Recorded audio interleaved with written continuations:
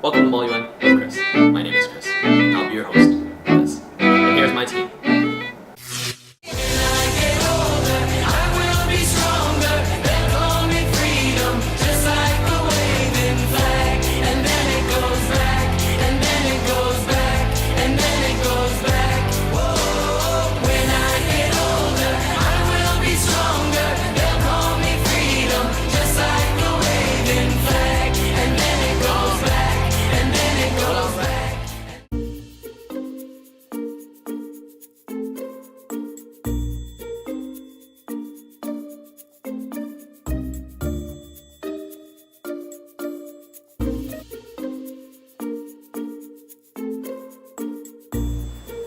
Alright, hi guys. Let's go over some chairing. I'm going to apologize right off the bat. I'm doing this actually quite late at night and just kind of squeezing this in. I need to get this done before switch one starts. I will have all the information, it just might not come out perfectly the first time, so I might repeat myself a few times. And yeah, but it'll be a longer video as well. I want to try and get all this chairing stuff kind of banged out, get it banged out in one video. So let's go right ahead, alright?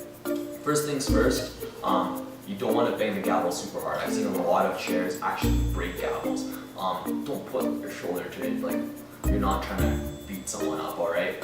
Make it firm though, alright? I've also seen a lot of delegates, or actually chairs I guess at this point, bang it really lightly where no one can hear it. In a room of a lot of people, especially in a GA, in that theater with 193 kids, yeah, plus yourself, you really need to get that, get people to actually listen to you, alright?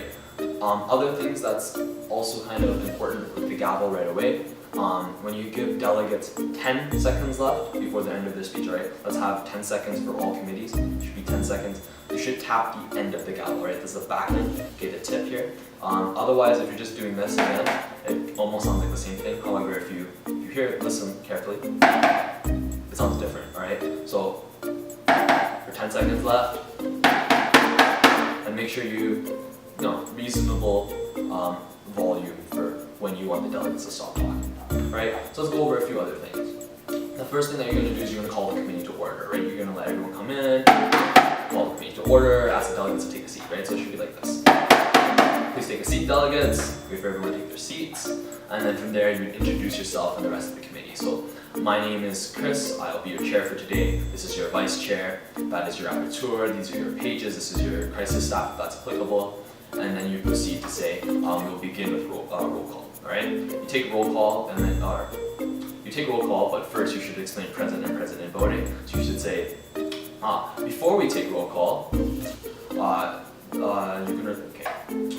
just kidding. When you say we're taking roll call, we will begin by taking roll call. You can reply with either present or present and voting. Alright? Present meaning that you can abstain from substantive matters such as resolutions, and present and voting meaning that you cannot abstain. Alright? And then from there you would go from A to Z, something like Angola, and then you end up something like Zimbabwe. And from there you'd be able to ask for points of emotions. And this is how you should ask for points of emotions the entire time, alright? Are there any points or motions on the floor at this time? That's what you should say. Are there any points or motions on the floor at this time? Right? And there should be. If you need to guide the delegates along, which you probably will, especially again in something like the GA, which is considered a beginner's committee for Churchill, are there any points or motions on the floor at this time? The chair would look favorably upon a motion to begin debate. Alright?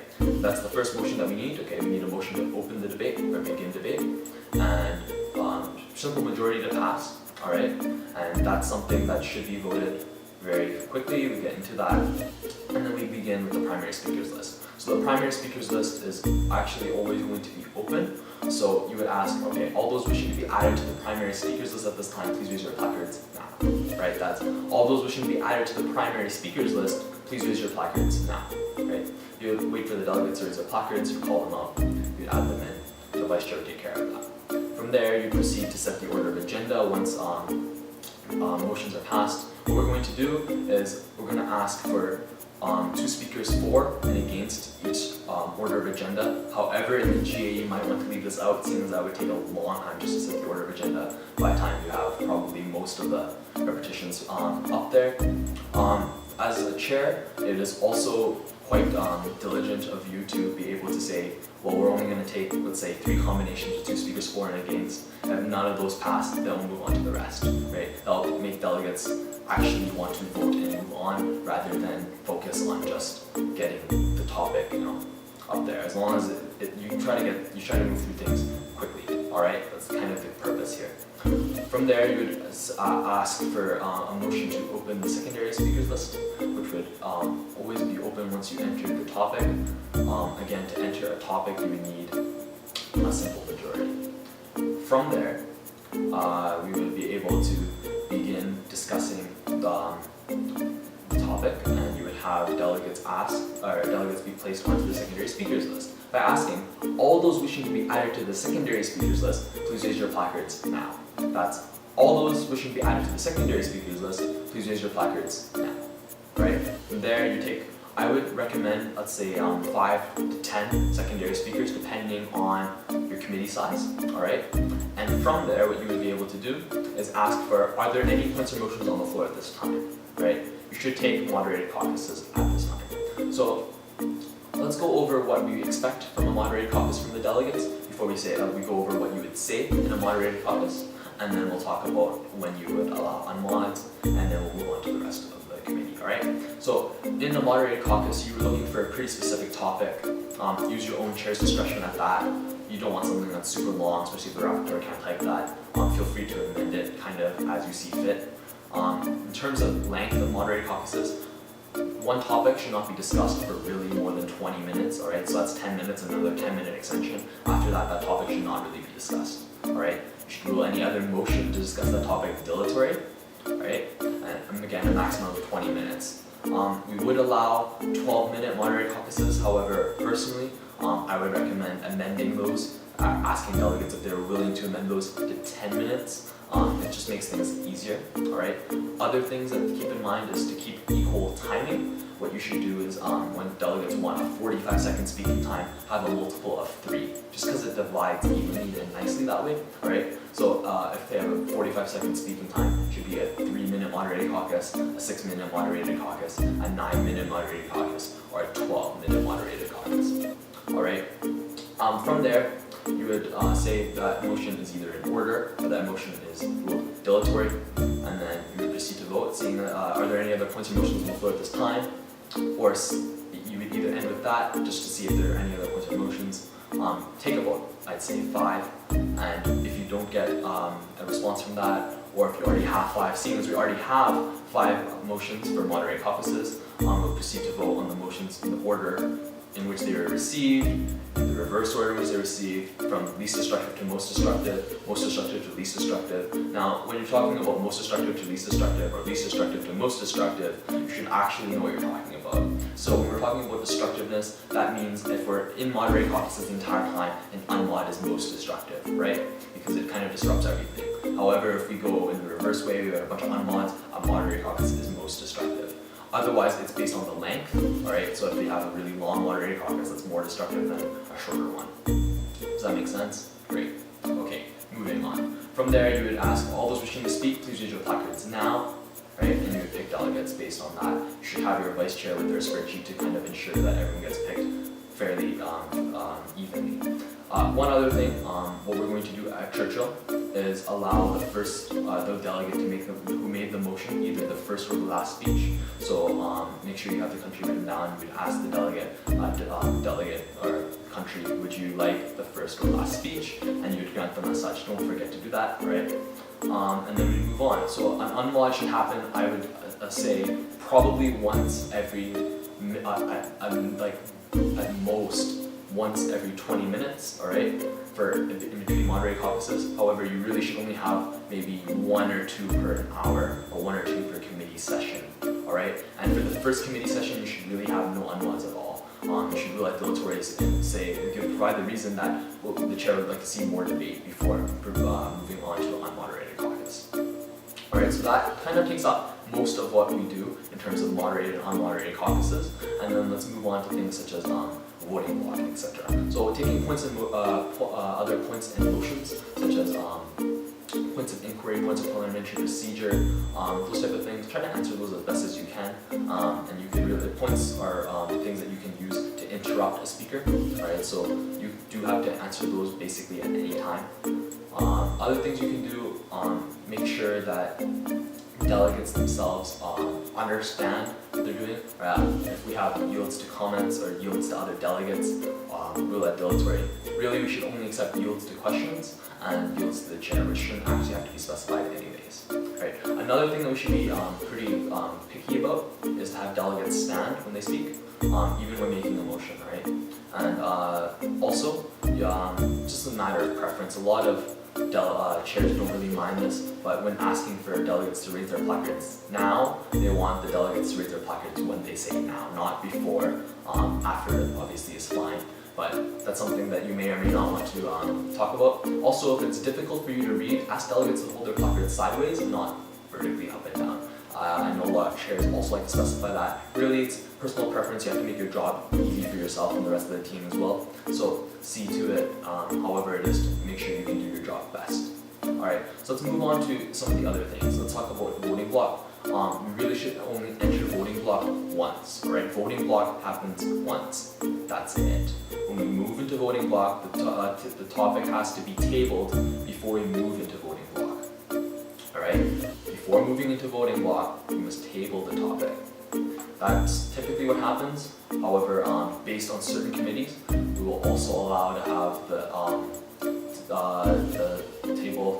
topic tabled after we enter in the voting block. However, technically speaking, this should be at the end. We really shouldn't expect to enter a voting block, vote on some resolutions, come back out and write some more. That's typically not how the UN works. We would kind of allow a certain amount of time for delegates to get their working papers in before allowing them to push on to become resolutions. And if delegates can't get their working papers in on time, then too bad for them. Alright? That's how we're going to run it, and we want to make sure that everything runs as smoothly as possible. The goal really should be to try to get through 2 topics for sure throughout the conference, and try to get to the 3rd topic for at least a bit, maybe even finish it if we're lucky. Alright? So that's what we want to do. Voting by placard is something that we want to do for question and answer, or sorry, not voting block. Alright? I'll get to question and answer right after this.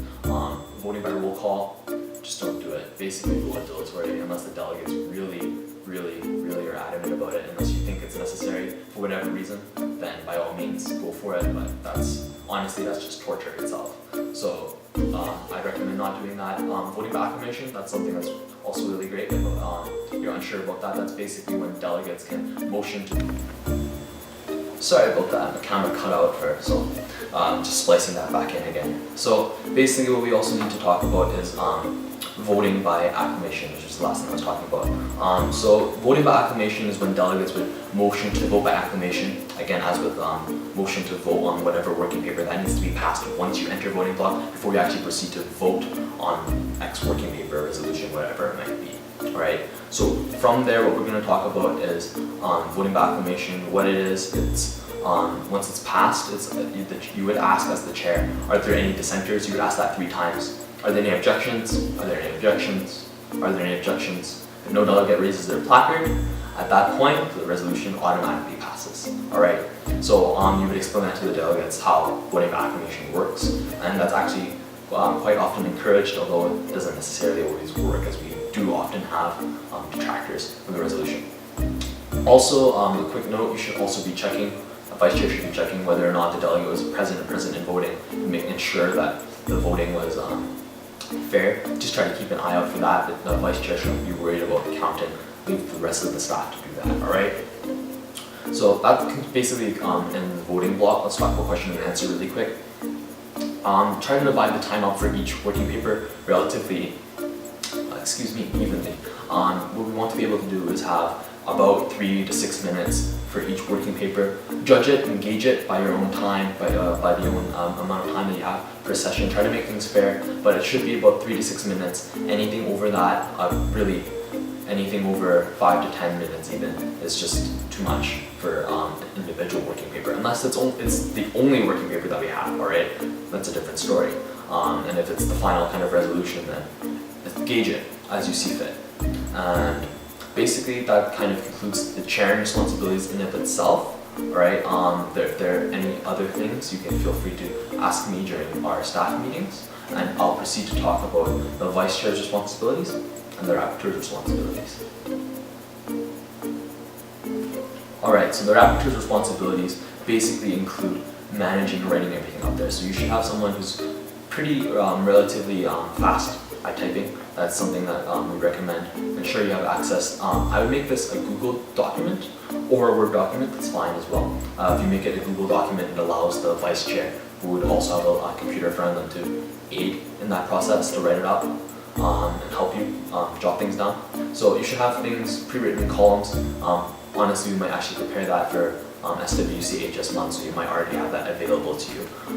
Yeah, there's not too much to say for the rapporteur. You want to be able to ensure that you have all these things written down. You also want to be able to type up these resolutions and edit them as you see fit. There's a specific format for that. I'm not going to go over that again. Watch the resolution video I have for the delegates on this YouTube channel, alright? So just watch that video and make sure that we're following that format.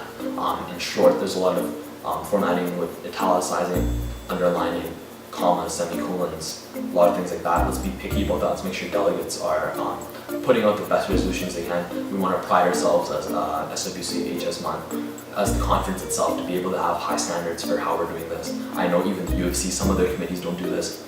You can be better than that. Come on, UFC. Alright, anyways, that basically wraps up most of the rapporteur's responsibilities in of itself.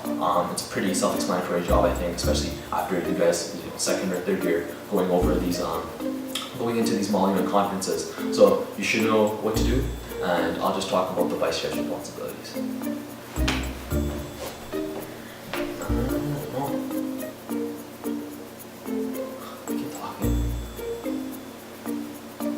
Okay, so let's talk about the vice chair's responsibilities. So the vice chair is actually probably the most important member of the staff, alright, which is why I recommend having this person to be the most experienced delegate. In fact, I think I have another video that kind of talks about this already, but just to cover my bases, I'm just going to say this again. So the vice chair should have an Excel spreadsheet that's going to keep track of everything. You should have all the countries in your committee ahead of time, alright? Make sure you have this ahead of time. Mark the present and voting for each committee session. You should also be writing down the things that they say, the things that they do, the things that they bring up, how many times they speak, literally physically, just the amount of times they speak, whether or not that be a point of parliamentary inquiry, whether that be a motion, whether that be a physical speech, whether that be a reply to a question. You want to be able to see who's speaking the most, and you want to be able to have that information so you can try to advise your chair or show your chair to pick delegates that have not been speaking as much, and then ensure that everyone gets picked pretty evenly. Alright, that's one thing that needs to happen. The second thing is, by having all this information, by writing who's actually, proposed these ideas, who put this in the working paper, which delegates seem to be working on the working paper. If you're acknowledging that, you see a delegate just sitting there writing the entire time in the committee, that's something that you should note down. If you see a delegate that has a really good idea that another delegate steals, write that down. We want to understand what's happening, especially if that delegate comes back later and complains about that delegate kicking off the resolution. You can try to observe that, whether papers are going between individuals. The pages would be able to weigh in on that too a bit, I'm sure. However, as you know, there are YVC students that are helping us out, so might not actually have their information, their insight the entire time, plus they change hands. So it's important that the vice chair keeps track of that. The vice chair should be really observing as much as they can, absorbing everything in the committee. And the vice chair does hold a lot of weight in terms of determining who decides the awards. However, it should be a group decision within the dais, and it's important to have that communication. Everyone should be able to go through all the roles at least once. However, again, I would recommend that the most experienced delegate start off the chairing, begin the session, ensure everything runs smoothly before moving on, taking on more of a majority of the time as a vice chair, to kind of ensure that we have a strong basis on who's doing what and what's happening. Right? A few other things that I want to say before we wrap up. What we are going to do again is make sure you have your blue books, has speeches in there, everything's pre-written. If you have any questions, as always, feel free to ask me. And one other thing, in terms of voting, we need a simple majority for everything. The only thing that we need 2/3 to pass is to table a topic. Alright, so you need 2/3 of the committee to table a topic. You need 2/3 of the committee to reintroduce a working paper that's already failed. Alright, and lastly, you need 2/3 of the committee to do something else that I'm going to put right here because I just blanked out. Alright, So again, guys, I apologize, this has been a long video. It's late at night. I'm gonna wrap this up for you guys.